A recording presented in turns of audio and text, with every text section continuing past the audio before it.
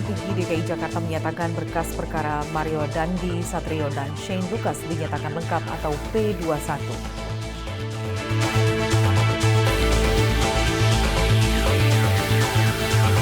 KPK menggeledah kantor Kemensos Republik Indonesia atas kasus korupsi bantuan sosial beras periode tahun 2020.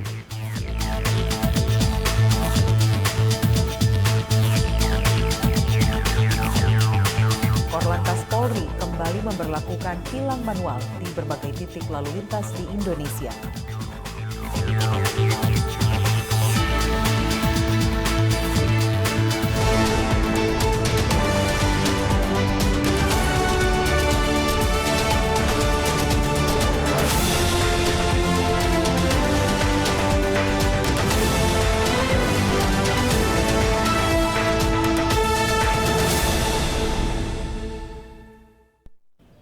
Selamat petang pemirsa, saya Lydia Rotinsulu kembali menemani Anda dalam Presisi Petang edisi Rabu 24 Mei 2023. Selama 1 jam ke depan, kami akan menghadirkan sejumlah informasi yang sudah kami siapkan untuk Anda. Dan inilah Presisi Petang selengkapnya.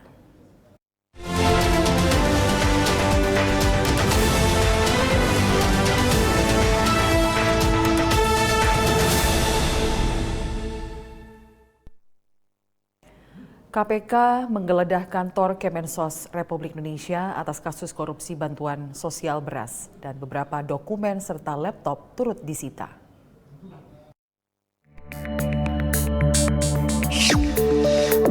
Komisi Pemberantasan Korupsi menggeledah kantor Kementerian Sosial atas dugaan kasus korupsi bantuan sosial beras untuk keluarga penerima manfaat KPM dan Program Keluarga Harapan PKH tahun 2020.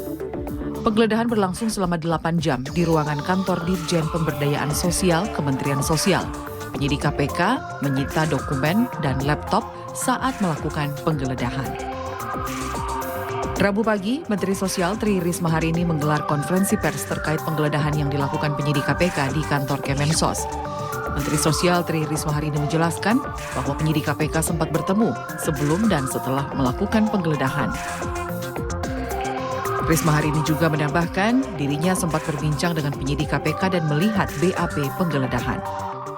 Jadi kemarin ceritanya saat saya kerja, saya rapat di ruang rapat sana bersama staf, tiba-tiba ada dari umum nyampaikan ke saya, Bu, ada KPK mau ke Dayasos.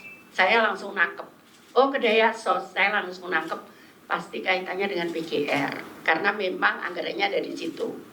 Kemudian bolehkah saya ketemu dulu? Saya bilang, maukah ketemu dulu? Oh ya, mau KPK. Terus dijemputlah staf saya naik, saya temui di ruang tamu saya. Di situ ada beberapa staf, termasuk Pak Don, termasuk Pak Ruben, terus ada inspektur saya. Itu kemudian cerita bahwa dia mau cari data di Kementerian Sosial. Oh ya, silahkan, saya bilang itu. Saya kan nggak boleh intervensi terhadap pemeriksaan itu. Bu, saya minta ruangan untuk menyiapkan. Oh ya, nanti kita siapkan. Sudah, mereka naik. Mereka naik, sudah ketemu saya, mereka naik. Naik, terus saya nggak tahu. Udah kemana mau ke lantai ini, ada yang nganter. Saya nggak tahu, saya tetap kerja di ruangan. Itu kami bahas pekerjaan yang saya minta selesaikan bulan Juli. Nah, terus habis itu udah gitu malam, enggak malam sih, sore, masih sore, maghrib itu sebelum maghrib.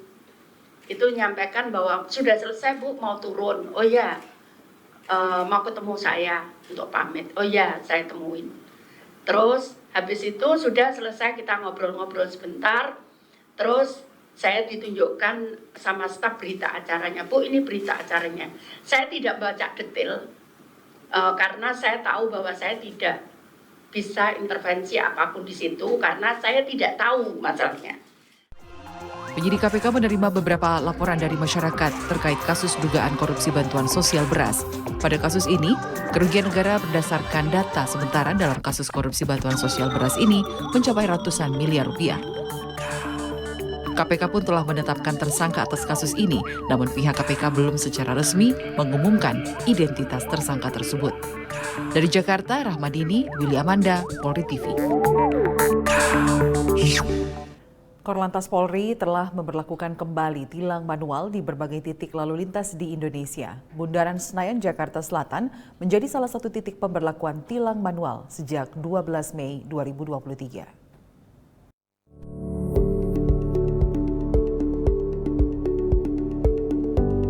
Penilangan manual di Bundaran Senayan difokuskan terhadap pengendara roda 2 yang melakukan pelanggaran seperti tidak menggunakan helm atau memasuki jalur cepat yang mengarah ke Semanggi dan Bundaran HI. Hari ini Rabu 24 Mei 2023 di titik Bundaran Senayan sudah terdapat puluhan pengendara yang melakukan pelanggaran masuk ke jalur cepat yang mengarah ke kawasan Semanggi dan Bundaran HI. Para pengendara yang melakukan pelanggaran ini akan diperiksa kelengkapan surat-suratnya, kemudian selanjutnya pengendara dapat memproses surat tilang di kejaksaan.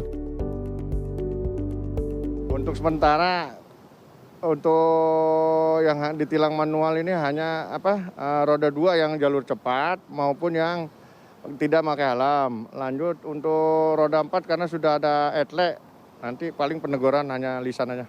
Yang ditugaskan menilang 3 orang, kita ber-5. Untuk yang pos kecil-kecil 2 orang tetap yang nilang 1 orang. Dibuatan tilang, nanti ngambil tilangnya di pengadilan ataupun di kejaksaan.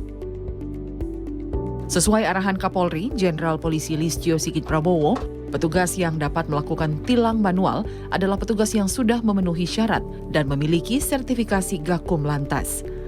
Pemberlakuan tilang manual dilaksanakan sesuai arahan Kapolri dalam Surat Telegram Kapolri nomor 830 tanggal 12 April 2023 tentang pemberlakuan tilang manual. Berdasarkan Surat Telegram Kapolri nomor ST 830 tanggal 12 April 2023, penindakan pelanggar lalu lintas hanya bisa dilakukan oleh petugas yang telah memiliki KEP penyidik pembantu atau telah bersertifikasi petugas penindakan pelanggar lalu lintas. Selain itu, sesuai dengan PP nomor 58 tahun 2010, poin kelima, petugas penindakan harus memiliki kemampuan atau kompetensi di bidangnya. Serta berdasarkan Undang-Undang Pelayanan Publik nomor 25 tahun 2009, pasal 15. Penyelenggaraan petugas pelayanan publik berkewajiban memiliki sertifikat atau kompetensi di bidangnya. Sedangkan sertifikasi petugas penindak pelanggar lalu lintas dapat diikuti oleh setiap anggota Polri berpangkat Bintara, Pama, dan Pamen yang telah bertugas pada fungsi lalu lintas minimal 1 tahun. Untuk mewujudkan profesionalitas petugas penindak pelanggaran, Korlantas Polri sebagai pembina fungsi lalu lintas secara terus-menerus memberikan pelatihan-pelatihan peningkatan profesionalisme personilnya, dibantu oleh LSP, Pusdik Lantas, dan lain-lain. Tilang manual dilakukan untuk memastikan segala jenis pelanggaran lalu lintas dapat terpantau, terutama pelanggaran yang kerap kali tidak terdeteksi oleh kamera etle atau titik-titik lokasi yang belum terjangkau oleh kamera etle. Dari Jakarta, Atia Numa, Fajar Mardiansyah, Polri TV. Pemirsa, tetaplah bersama kami, Presisi Petang akan segera kembali.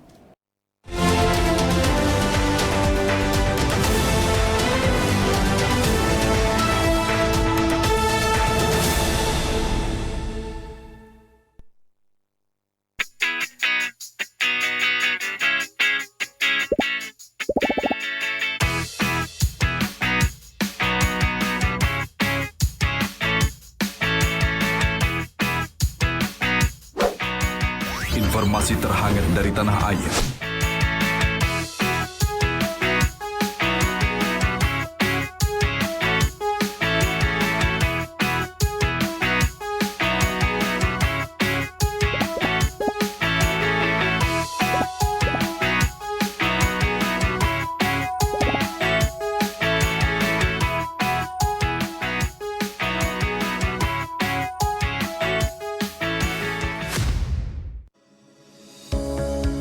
Tilang elektronik atau Electronic Traffic Law Enforcement atau ETLE telah resmi diluncurkan secara nasional 23 Maret 2021. Perangkat ITLIS secara otomatis menangkap pelanggar lalu lintas yang dimonitor dan kemudian diidentifikasi data kendaraan menggunakan ERI. Surat konfirmasi dikirim ke alamat publik kendaraan bermotor atau via SMS untuk permohonan konfirmasi atas pelanggaran yang terjadi. Penerima surat memiliki batas waktu sampai dengan 5 hari untuk melakukan konfirmasi melalui website atau datang ke kantor Subdirektorat Penegakan Hukum. Setelah pelanggaran terkonfirmasi, diterbitkan tilang dengan kode BRI Virtual Account yang bisa dibayarkan menggunakan SMS Banking, M-Banking, ATM, atau ke bank langsung. Batas pembayaran tilang 7 hari semenjak proses konfirmasi. Mari kita wujudkan lalu lintas yang aman, selamat, tertib, dan lancar demi kebaikan kita semua.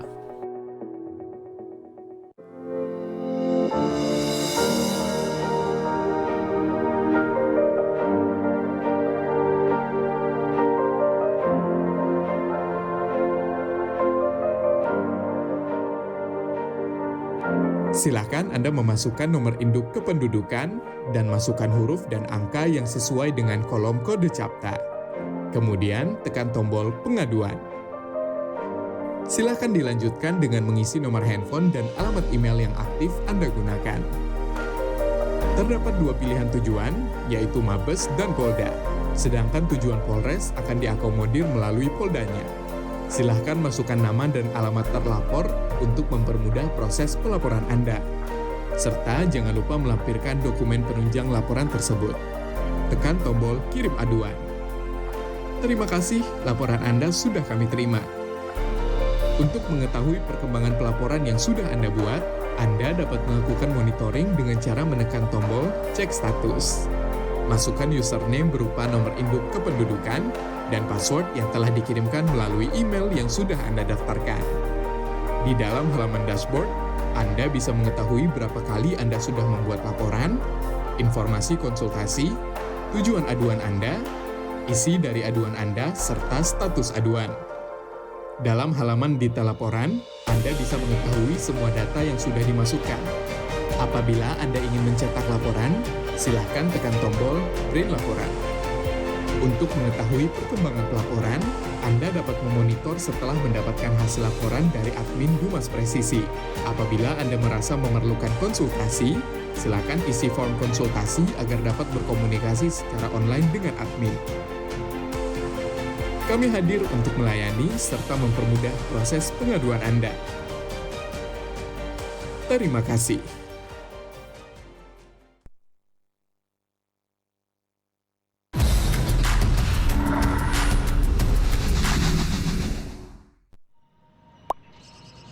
Sebenarnya, boleh nggak sih kita mengkritik di sosial media? Jadi takut mau komen apa-apa di sosial media? Pastinya boleh aja sih. Mungkin kitanya aja yang nggak tahu aturan mengkritiknya. Halo Sobat Polri, mau tahu tips cara mengkritik di sosial media? Simak penjelasan berikut. Pertama, dilarang secara sengaja menyebarkan komentar berita bohong dan menyesatkan yang merugikan konsumen. Kedua, dilarang secara sengaja menyebarkan informasi yang ditujukan untuk menimbulkan rasa kebencian atau permusuhan individu. Ketiga, dilarang mengancam kekerasan dan menakut-nakuti yang ditujukan secara pribadi. Jadi, mengkritik itu boleh. Sampaikan kritik yang bukan mengandung hinaan, hasutan, pencemaran nama baik, atau tindakan-tindakan tercela lainnya.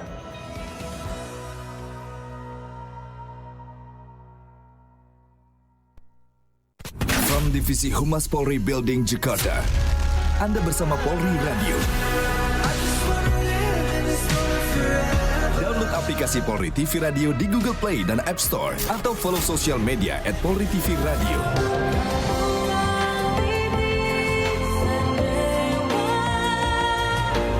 Polri Radio, transparansi informasi dan terpercaya.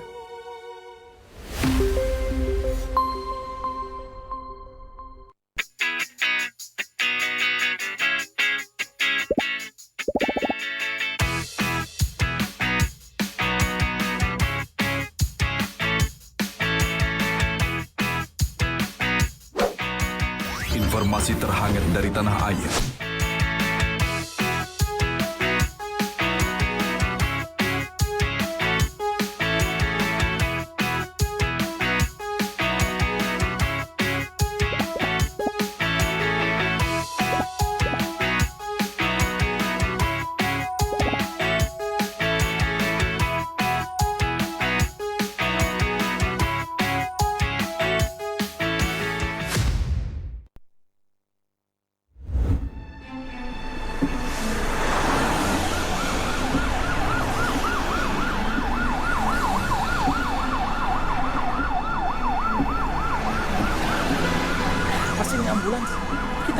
buru-buru.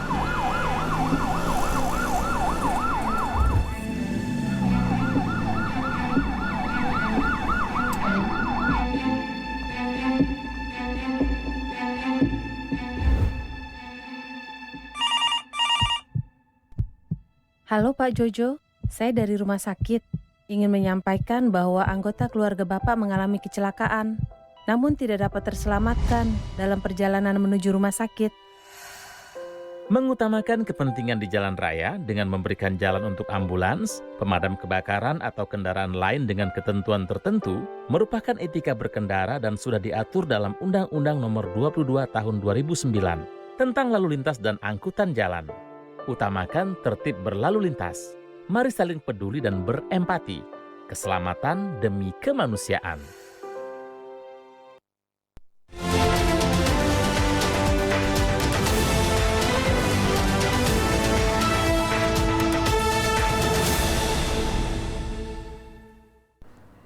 Pemkot Magelang dan Polres Magelang Kota menjalin kerjasama untuk meningkatkan sinergitas kedua lembaga dalam menjalankan pendampingan dalam pengawasan pembangunan masyarakat.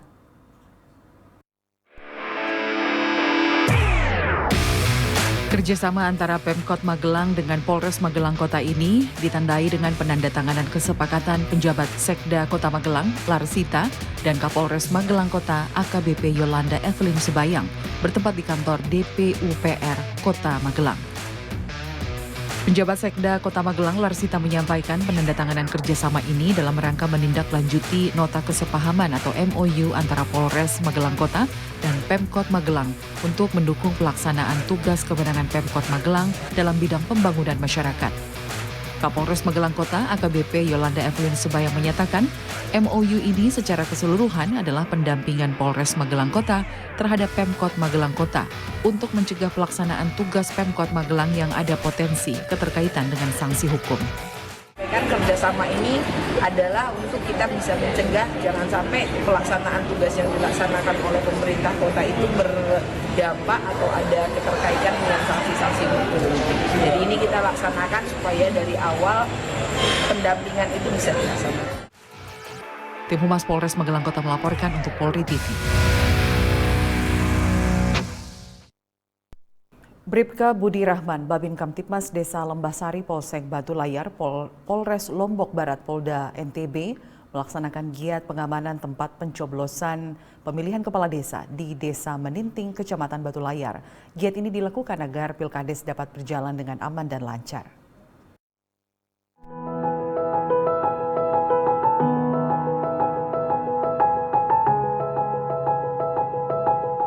Bribka Budi Rahman, Babin Kamtipmas Desa Lembahsari Polsek Batu Layar, Polres Lombok Barat, Polda Nusa Tenggara Barat melaksanakan giat pengamanan tempat pencoblosan Pilkades di Dusun Montong Bubuh, Desa Meninting, Kecamatan Batu Layar. Desa Lembahsari merupakan salah satu desa yang berada di wilayah Kecamatan Batu Layar dengan luas wilayah kurang lebih 500 hektar. Mata pencarian penduduk relatif dengan paling dominan yaitu petani dan buruh harian lepas. Desa Lembahsari merupakan pemekaran dari Desa Kekait yang berada di wilayah Kecamatan Gunung Sari.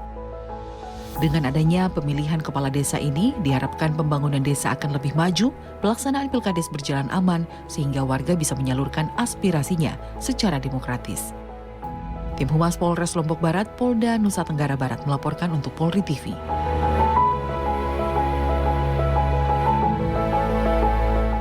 Presisi petang akan segera kembali, tetaplah bersama kami.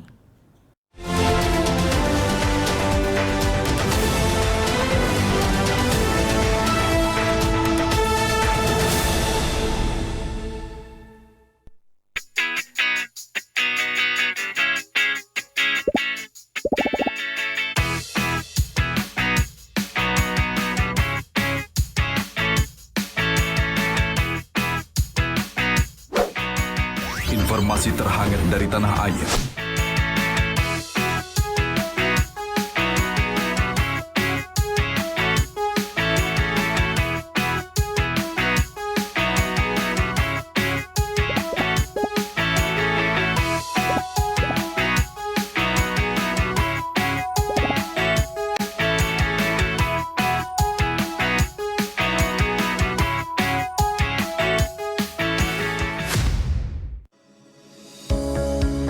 Tilang elektronik atau Electronic Traffic Law Enforcement atau ETLE telah resmi diluncurkan secara nasional 23 Maret 2021.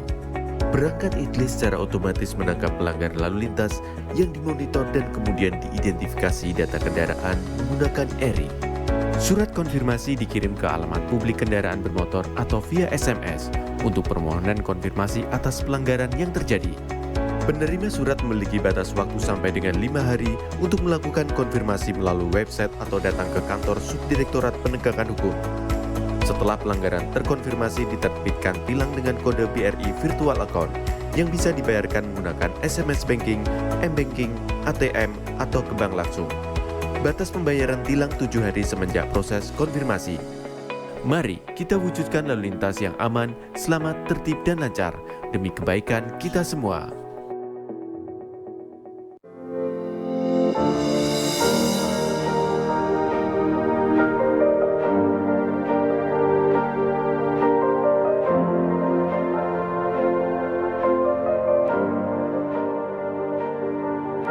Silakan Anda memasukkan nomor induk kependudukan dan masukkan huruf dan angka yang sesuai dengan kolom kode CAPTA. Kemudian tekan tombol pengaduan. Silakan dilanjutkan dengan mengisi nomor handphone dan alamat email yang aktif Anda gunakan. Terdapat 2 pilihan tujuan, yaitu Mabes dan Polda. Sedangkan tujuan Polres akan diakomodir melalui Poldanya. Silahkan masukkan nama dan alamat terlapor untuk mempermudah proses pelaporan Anda. Serta jangan lupa melampirkan dokumen penunjang laporan tersebut. Tekan tombol kirim aduan. Terima kasih, laporan Anda sudah kami terima. Untuk mengetahui perkembangan pelaporan yang sudah Anda buat, Anda dapat melakukan monitoring dengan cara menekan tombol cek status. Masukkan username berupa nomor induk kependudukan dan password yang telah dikirimkan melalui email yang sudah Anda daftarkan. Di dalam halaman dashboard, Anda bisa mengetahui berapa kali Anda sudah membuat laporan, informasi konsultasi, tujuan aduan Anda, isi dari aduan Anda, serta status aduan. Dalam halaman detail laporan, Anda bisa mengetahui semua data yang sudah dimasukkan. Apabila Anda ingin mencetak laporan, silahkan tekan tombol print laporan. Untuk mengetahui perkembangan pelaporan, Anda dapat memonitor setelah mendapatkan hasil laporan dari admin Humas Presisi. Apabila Anda merasa memerlukan konsultasi, silakan isi form konsultasi agar dapat berkomunikasi secara online dengan admin. Kami hadir untuk melayani serta mempermudah proses pengaduan Anda. Terima kasih.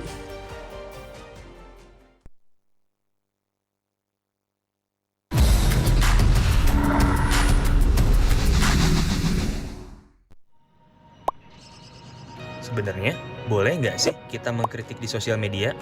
Jadi takut mau komen apa-apa di sosial media? Pastinya boleh aja sih. Mungkin kitanya aja yang nggak tahu aturan mengkritiknya. Halo Sobat Polri, mau tahu tips cara mengkritik di sosial media? Simak penjelasan berikut. Pertama, dilarang secara sengaja menyebarkan komentar berita bohong dan menyesatkan yang merugikan konsumen. Kedua, dilarang secara sengaja menyebarkan informasi yang ditujukan untuk menimbulkan rasa kebencian atau permusuhan individu. Ketiga, dilarang mengancam kekerasan dan menakut-nakuti yang ditujukan secara pribadi. Jadi, mengkritik itu boleh. Sampaikan kritik yang bukan mengandung hinaan, hasutan, pencemaran nama baik, atau tindakan-tindakan tercela lainnya.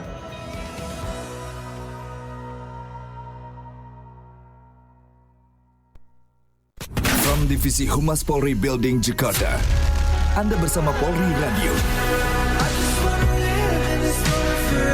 Download aplikasi Polri TV Radio di Google Play dan App Store atau follow sosial media @Polri TV Radio.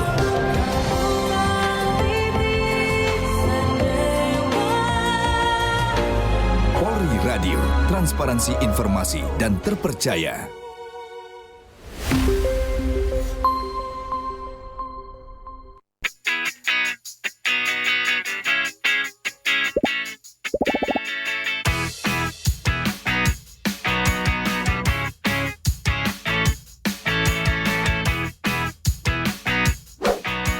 Informasi terhangat dari tanah air.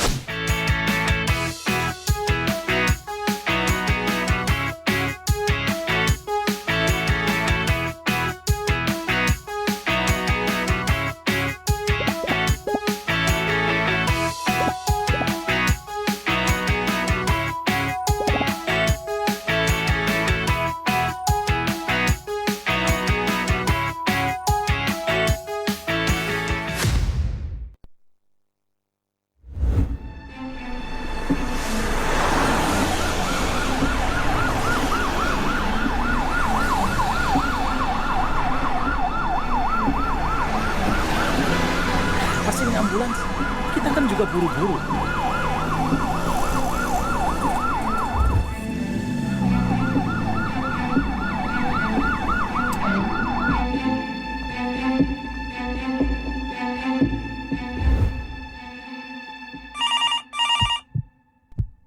Halo Pak Jojo, saya dari rumah sakit. Ingin menyampaikan bahwa anggota keluarga Bapak mengalami kecelakaan, namun tidak dapat terselamatkan dalam perjalanan menuju rumah sakit. Mengutamakan kepentingan di jalan raya dengan memberikan jalan untuk ambulans, pemadam kebakaran atau kendaraan lain dengan ketentuan tertentu merupakan etika berkendara dan sudah diatur dalam Undang-Undang Nomor 22 Tahun 2009 tentang lalu lintas dan angkutan jalan. Utamakan tertib berlalu lintas. Mari saling peduli dan berempati. Keselamatan demi kemanusiaan.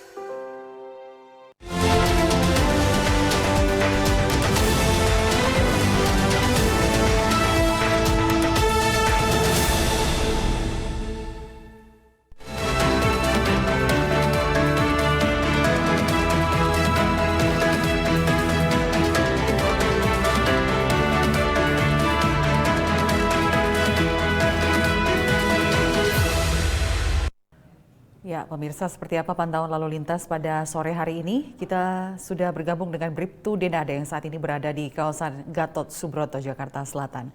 Bribtu Denada, silakan dengan laporannya.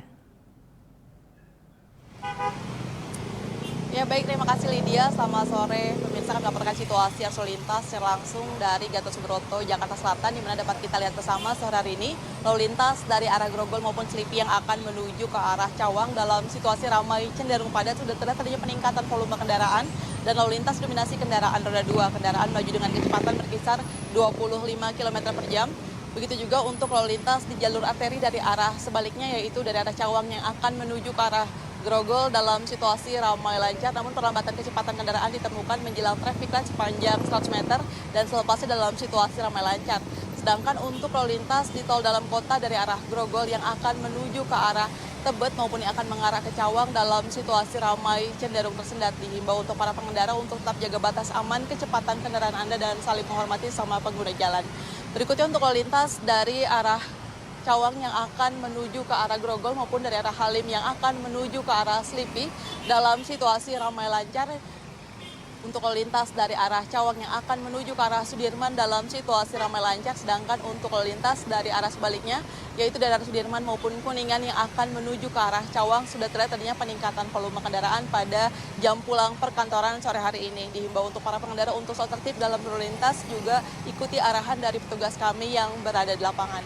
Dan untuk informasi selengkapnya Anda dapat menghubungi call center kami di 1500669 atau melalui SMS Center di 9119. Salam presisi, kembali ke Lydia di studio, silakan. Terima kasih Bribtu Denada atas laporannya. Selamat kembali bertugas.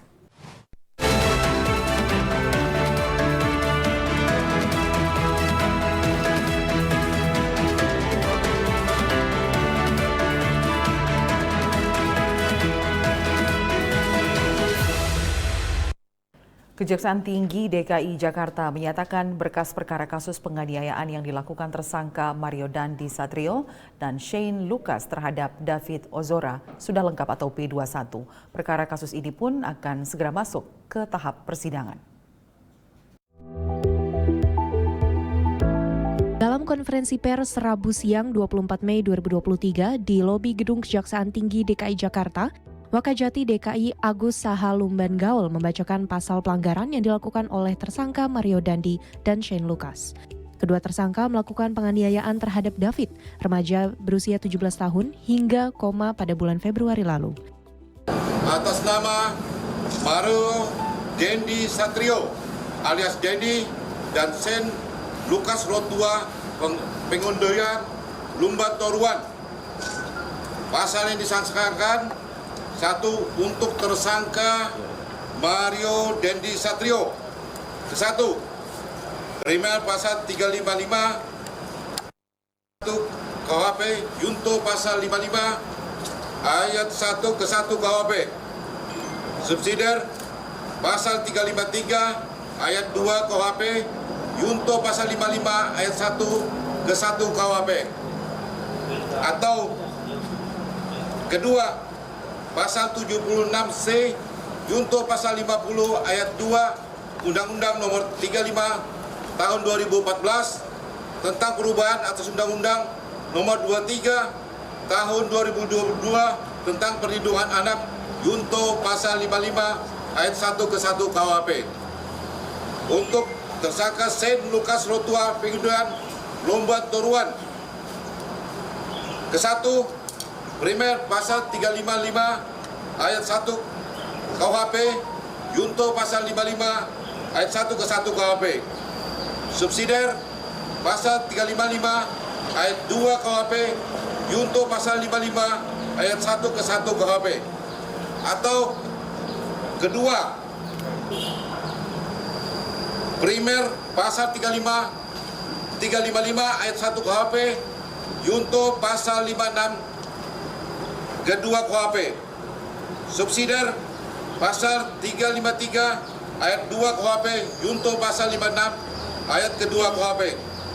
Atau ketiga, pasal 76C, junto pasal 50 ayat 2 Undang-Undang Nomor 35 Tahun 2014 tentang perubahan atas Undang-Undang Nomor 23 Tahun 2002 tentang perlindungan anak, junto pasal 56 ke-2 KUHP.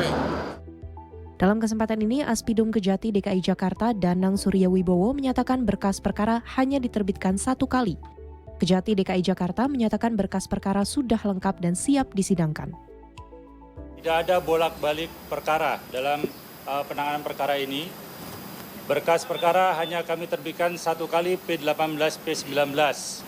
Jadi setelah kami teliti sesuai dengan jangka waktu di dalam KUHP, kami sudah kembalikan dan kemudian telah dipenuhi oleh penyidik dan sekarang sudah lengkap sehingga terbitlah P21.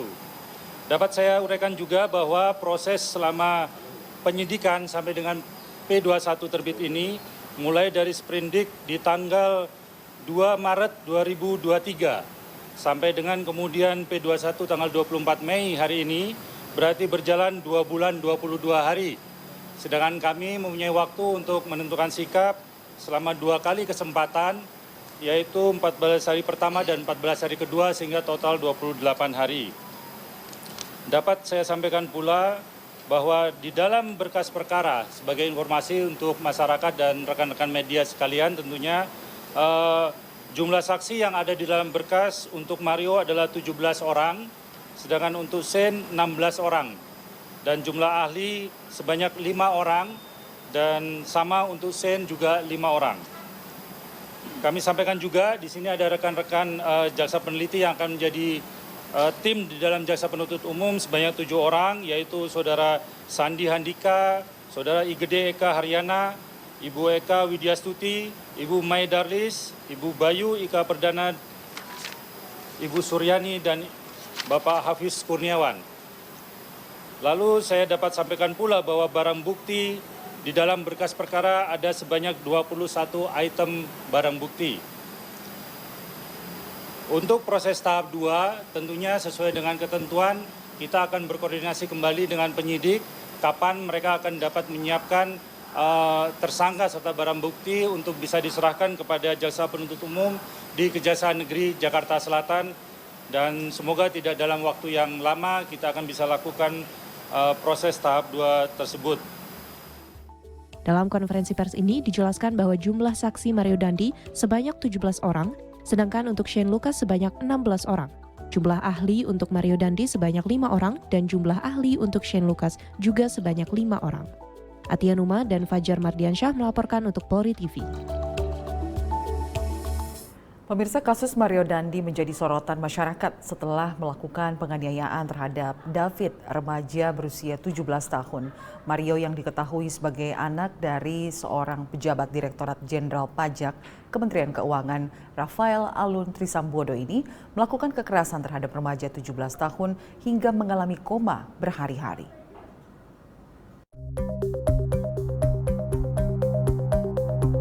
Februari 2023, sekitar pukul 20.30 waktu Indonesia Barat, terjadi penganiayaan di Pesanggerahan Jakarta Selatan yang dilakukan Mario Dandi terhadap korban bernama David. Korban awalnya dihubungi Agnes, mantan teman dekat perempuan korban, dengan alasan ingin mengembalikan kartu pelajar. Saat dihubungi, korban sedang berada di rumah temannya di daerah Ulu Jami, Pesanggerahan. Cara ini dilakukan Mario untuk bertemu David. Ketika bertemu, Mario mengonfirmasi perbuatan David terhadap Agnes dan keributan pun terjadi. Mario melakukan penganiayaan ke tubuh David seperti menendang bagian wajah, kepala belakang, leher, hingga korban jatuh tak berdaya. Kekerasan yang dilakukan Mario Dandi tergambar dalam rekonstruksi yang digelar 10 Maret 2023. Ternyata dari 37 adegan yang kita persiapkan berdasarkan pemeriksaan, kemudian kita padukan dengan hasil digital forensik tadi, ternyata berkembang menjadi 40B. Jadi dari 37 menjadi 40 terbagi dua karena angle-nya berbeda, jadi 40A, 40B. Nah, ini salah satu fungsi dari rekonstruksi tadi. Ternyata dari salah satu saksi mengatakan ada beberapa angle yang belum kita terima. Artinya di sini kita dalam rangka membuat terang tindak pidana yang terjadi, kemudian kita melihat peranan dari masing-masing tersangka, dan juga dalam rangka pemenuhan unsur pasal yang kita sangkakan sebagaimana yang kita sampaikan tadi, mulai dari perencanaan, kemudian pelaksanaan, dan juga di sini peranan dari masing-masing tersangka yang memberikan bantuan, memberikan kesempatan, memberikan sarana, dan juga keterangan untuk terjadinya kejahatan itu juga tergambar di sana. Kemudian rekan-rekan sekalian, kami perlu sampaikan juga bahwa ada 4 saksi lagi yang belum kita periksa dalam rangka memperkuat. Jadi sekali lagi dalam rangka memperkuat unsur daripada perencanaan para tersangka ini yang dalam kita akan periksa. Sebagai contoh, masukkan di sini bahwa sebelum terjadinya tindak pidana ini ternyata tersangka MDS ini menghubungi beberapa orang yang diberitahukan akan melakukan tindakan pidana ini. Kemudian kami akan berkoordinasi dengan LPSK, ada saksi juga yang saat ini dalam perlindungan LPSK. Kita akan mencoba untuk meminta keterangan bukan saksi kunci, saksi dalam perlindungan LPSK, dan kami akan koordinasi. Akibat perbuatan tersangka, korban mengalami luka parah dan sempat koma berhari-hari. Meski belum 100% pulih, kondisi David kini semakin membaik. Dalam kasus ini, polisi menetapkan Mario Dandi, Agnes, dan Shane Lucas sebagai tersangka. Agnes sendiri telah mendapat vonis 3 tahun 6 bulan, sementara kasus dengan tersangka Mario Dandi dan Shane Lucas segera masuk persidangan.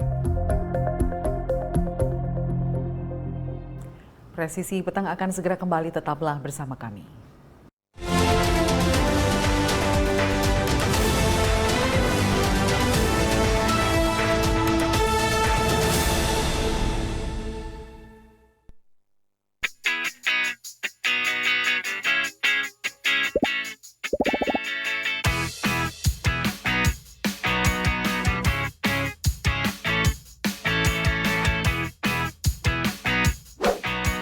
Informasi terhangat dari tanah air.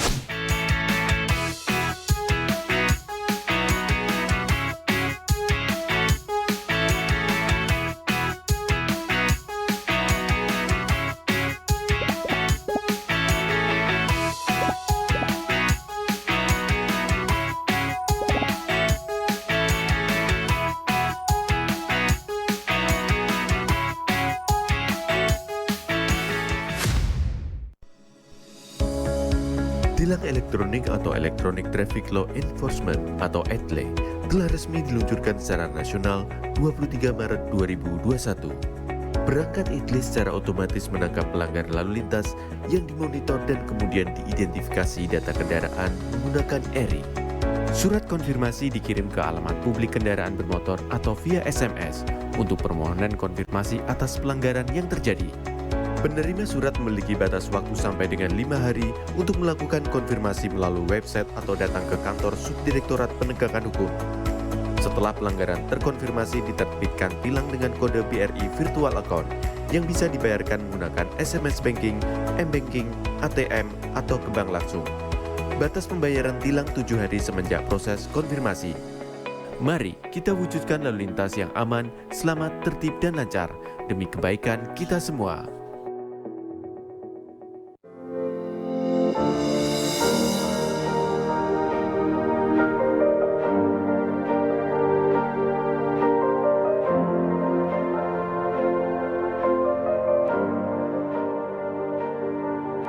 Silakan Anda memasukkan nomor induk kependudukan dan masukkan huruf dan angka yang sesuai dengan kolom kode CAPTA.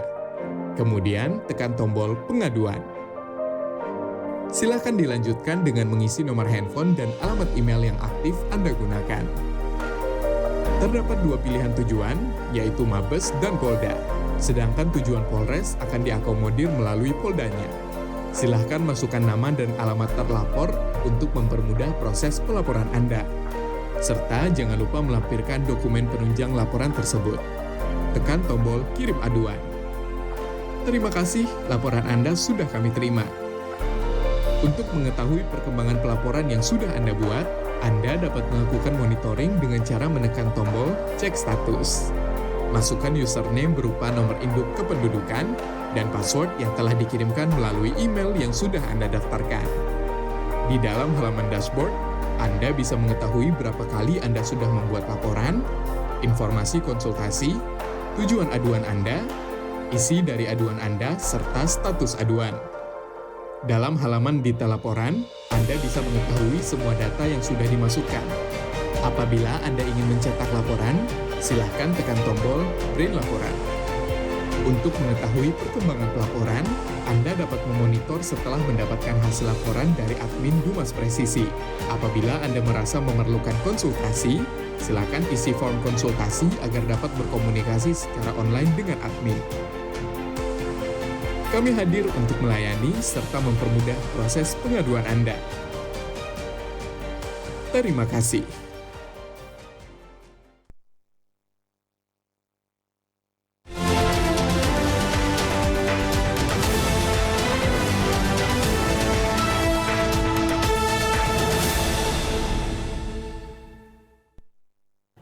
Bribka Hamdani Ismail, Babin Kamtipmas Wonggi, Polres Mapi Polda Papua dinobatkan sebagai anak adat bagi suku Auyu, Papua.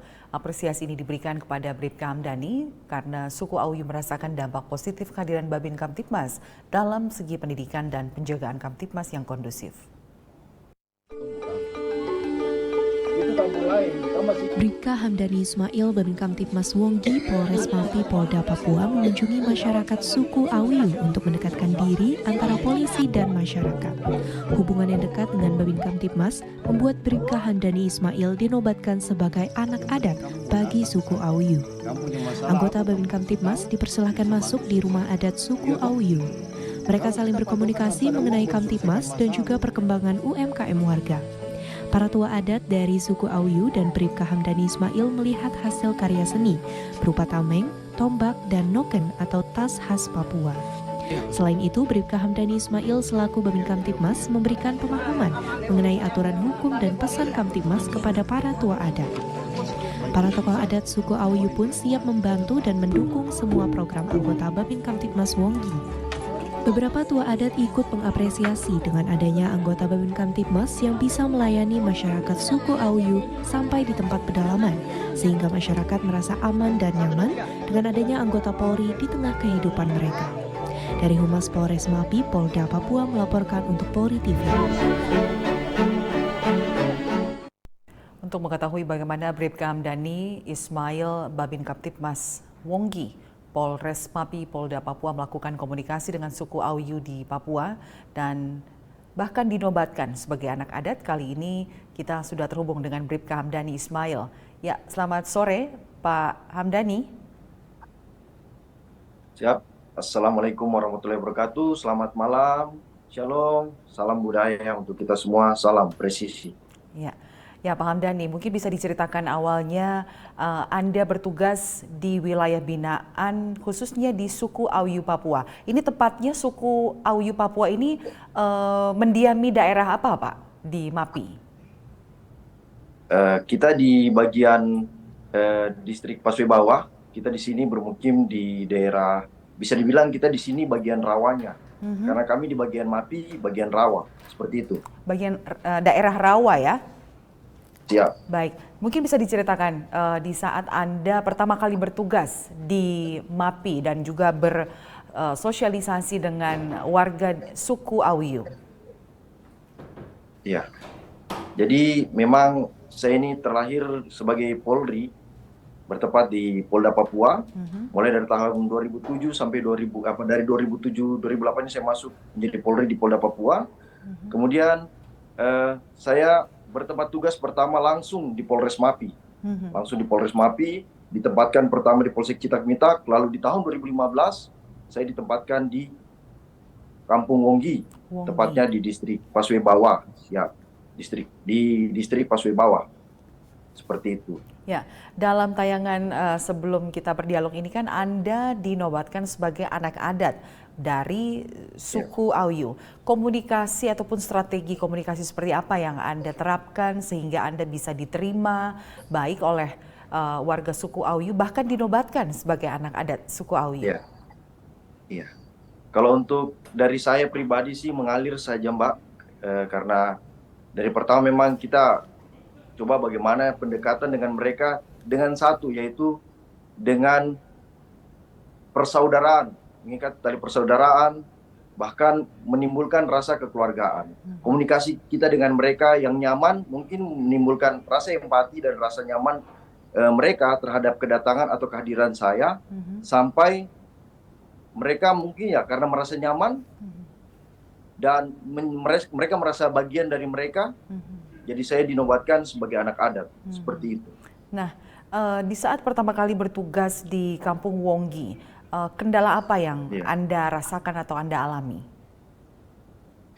Memang kalau untuk kendala, mulai dari jalur akses kami transportasi, karena di sini kami dibatasi semua dari jalur kali. Jadi kalau kami mau ke kabupaten, bahwa terus ke tempat saya ke Polsek sendiri, semua dilalui dengan jalur kali. Di situ ada Tebu Rawa. Nah, Tebu Rawa ini yang menjadi penghalang kami. Dan akses kami dari kampung ini ke kabupaten atau ke Polsek itu memakan waktu yang cukup lama, cukup jauh, dan hanya menggunakan kendaraan air atau speedboat, katinting, belang, dan lain-lain. Istilahnya kendaraan air seperti itu. Berarti salah satu media transportasi untuk menyambungkan akses yang ada di MAPI itu dengan perahu atau speedboat, seperti itu ya? Benar, seperti itu. Dan itu memakan waktu yang sangat lama. Kalau normalnya itu kalau kali dia tidak terhalang dengan tumbuhan Tebu Rawa, mungkin bisa memakan, contoh dari kami dari kampung ini ke kabupaten, bisa memakan waktu 3 jam. Begitu juga ke Polsek kami, 3 jam makan waktu. Tapi kalau sudah terhalang dengan Tebu Rawa, kami bisa berhari-hari. Bahkan saya sendiri pernah tidur di Tebu Rawa, karena tumbuhan itu dia menutup kali atau sungai, jadi kami harus bongkar dulu, terus kami bikin akses jalannya, dan kami harus tolak kendaraan atau speedboat yang kami tumpangi, baru kami bisa lewati kali tersebut sampai di tempat tujuan, seperti itu, Mbak. Mendengar dari cerita Anda benar-benar sangat menantang ya, lokasi atau medan yang menjadi tempat tugas Anda. Nah, kemudian apa potensi alam ataupun mungkin potensi wisata yang ada di Kampung Wonggi di MAPI? Ya, kalau untuk wisata kebetulan kami dari Bupati setempat di Kabupaten MAPI baru-baru ini kami membuat kegiatan, tepatnya pada bulan Desember kemarin tahun 2022, kami membuat festival budaya Kabupaten MAPI, yaitu Festival Sejuta Rawa. Karena kebetulan wilayah kami ini dikepung dengan rawa, memang kami ini letak geografisnya semua rawa, maka daya tarik kami itu di bagian rawa. Kami membuat di situ ada tarian adat berupa tarian adat di atas perahu, ada juga pokoknya ada di situ ada banyak kerajinan-kerajinan tangan dari mama-mama yang mungkin bisa menarik minat wisatawan yang datang ke kota kami atau di kabupaten kami, seperti itu. Dan juga pasti bisa mengembangkan UMKM ya. Nah, seperti yang Anda Betul sekali, Mbak. Seperti yang Anda kenakan saat ini itu noken kan ya? Maaf. Benar, ini noken. Ya, benar noken. Apakah itu juga terbuat dari tumbuhan rawa? Kebetulan noken yang saya pakai ini ciri khas dari tempat kami, dari wilayah kami. Tepatnya di suku Auyu ini yang saya pakai ini berbahan dari, itu yang saya bilang ini bahannya istimewa karena bahannya dari kulit kayu gaharu. Jadi ini dari kulit kayu, berasal dari kulit kayu gaharu. Pasti wangi ya? Yang mungkin sangat. Jadi ini kalau kita, tapi jangan dibakar. Kalau dibakar mungkin bisa dicium wangiannya. Sama seperti mungkin kita kayak bakar dupa seperti itu kalau digambarkan. Jadi sangat wangi. Ini ciri khas dari wilayah kami. Dari daerah Paswebawa atau dari kampung dari suku Auyu seperti itu. Pasti mahal harganya karena dari kayu gaharu ya. Nah, ini makanya saya baru mau bagaimana caranya saya mau memperlihatkan hasil dari masyarakat atau dari mama-mama Papua saya agar bisa dilihat dengan saudara-saudara saya yang lain di luar bahwa kami juga ada dan kami juga memiliki kreativitas yang nantinya mungkin bisa menjadi sumber pendapatan mereka lainnya. Selain mereka mungkin mencari makan di hutan. Dengan mereka membuat seperti ini mungkin mereka bisa mendapatkan tambahan pendapatan untuk keluarga mereka seperti itu. Jadi selain untuk meningkatkan pendapatan ekonomi mama-mama ataupun saudara-saudara kami di MAPI, juga untuk meningkatkan potensi wisata yang ada di sana ya, karena di sana potensi rawanya itu bisa menjadi potensi wisata juga. Nah, terakhir Bribka Hamdani, imbauan apa yang dapat Anda sampaikan kepada warga di desa binaan Anda agar dapat terus menjaga kondusivitas di daerah Kampung Wonggi dan juga dapat UMKM atau kerajinan yang sudah terbina di sana dapat terus berkembang? Iya. Jadi yang saya hanya pesan untuk masyarakat saya di sini bahwa saya minta tolong terus-menerus dan tanpa henti saya bilang jangan pernah takut, jangan pernah malu, jangan pernah sungkan datang ke Babin Kamtibmas atau anggota polisi yang ada dimanapun, mungkin di pelosok-pelosok Papua yang ada, karena kami datang, kami hadir untuk melayani mama-mama atau bapak-bapak yang ada di kampung pedalaman seperti kita ini. Kalau ada masalah, segera informasikan ke kami agar masalah ini cepat kami selesaikan. Jangan sampai dia membesar, bahkan bisa adanya korban. Itu yang kami hindari. Makanya saya bilang sama mereka, kalau bisa setiap masalah yang ada, cepat informasi ke kami. Ya, kita bisa selesaikan secara kekeluargaan, biar tidak ada kerugian dari pihak manapun.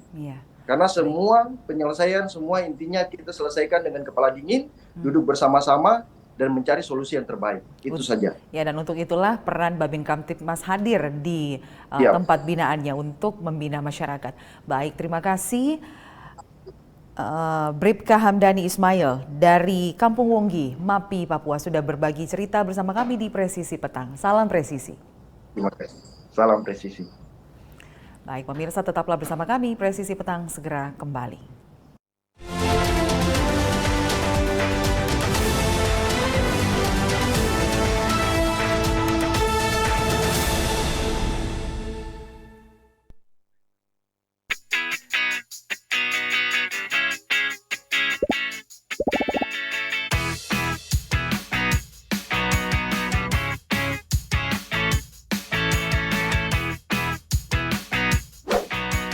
Informasi terhangat dari tanah air.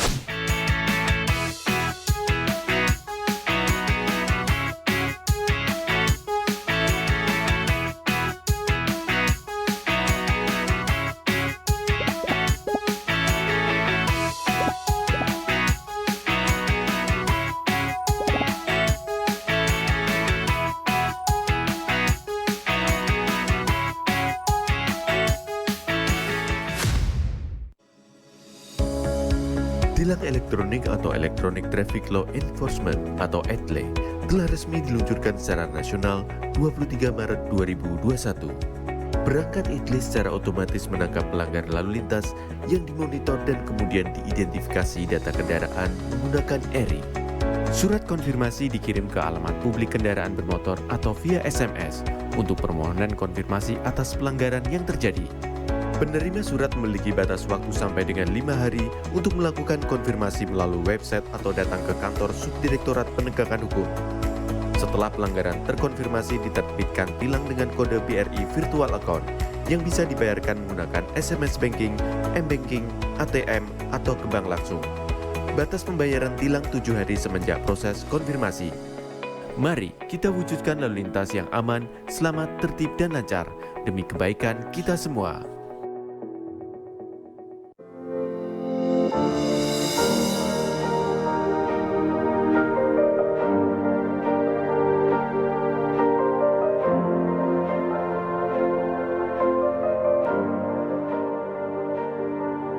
Silakan Anda memasukkan nomor induk kependudukan dan masukkan huruf dan angka yang sesuai dengan kolom kode CAPTA. Kemudian tekan tombol pengaduan. Silakan dilanjutkan dengan mengisi nomor handphone dan alamat email yang aktif Anda gunakan. Terdapat 2 pilihan tujuan, yaitu Mabes dan Polda. Sedangkan tujuan Polres akan diakomodir melalui Poldanya. Silahkan masukkan nama dan alamat terlapor untuk mempermudah proses pelaporan Anda. Serta jangan lupa melampirkan dokumen penunjang laporan tersebut.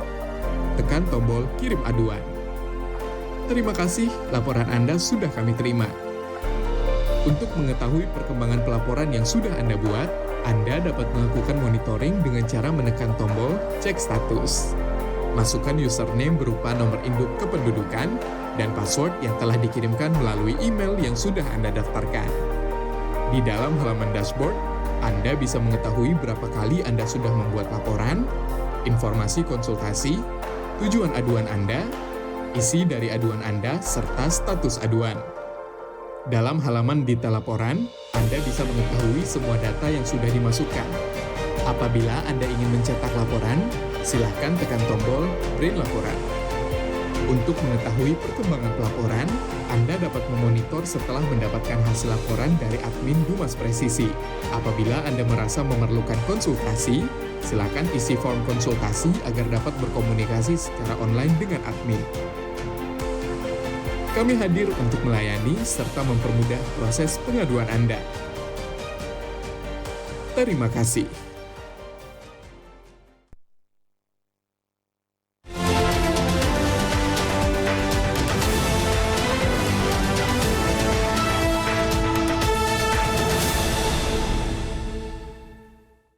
Narapidana tahanan Polsek Wara Polres Palopo Polda Sulawesi Selatan yang beragama Islam mendapat bimbingan rohani dari polisi santri Bribka Gunawan dengan memberikan pemahaman agama.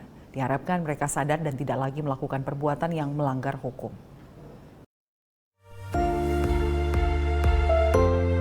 Para narapidana tahanan Polsek Wara yang beragama Islam mendapat bimbingan rohani dari polisi santri Bribka Gunawan. Bimbingan rohani ini merupakan agenda rutin yang dilakukan Polsek Wara bagi para tahanannya. Para narapidana sadar dengan perbuatan yang mereka lakukan, sehingga mereka harus mempertanggungjawabkan perbuatannya dengan menerima sanksi hukuman penjara. Para tahanan ini diberikan ilmu agama sebagai bekal mereka saat menghirup udara bebas kelak. Dengan memberikan para narapidana pemahaman agama, diharapkan membuat mereka sadar akan perbuatannya. Dengan adanya kegiatan religius ini, mereka akan lebih tekun beribadah dan tidak lagi melakukan perbuatan yang menentang hukum. Dalam kegiatan ini, para tahanan diajarkan bagaimana berwudu dan mandi wajib dengan benar dan sesuai syariat. Karena banyak yang belum tahu bagaimana tata cara wudu dan mandi wajib dengan benar. Selain itu juga para narapidana belajar kitab taklim agar menjadi amalan mereka sehari-hari. Kitab ini berisi kumpulan sunnah-sunnah Nabi dalam menjalankan kehidupan sehari-hari. Tim Humas Polres Palopo, Polda Sulawesi Selatan melaporkan untuk Polri TV. Informasi tadi sekaligus menutup jumpa kita di Presisi Petang hari ini. Saya Lydia Rotinsulu, terima kasih atas perhatian Anda. Selamat petang, salam presisi.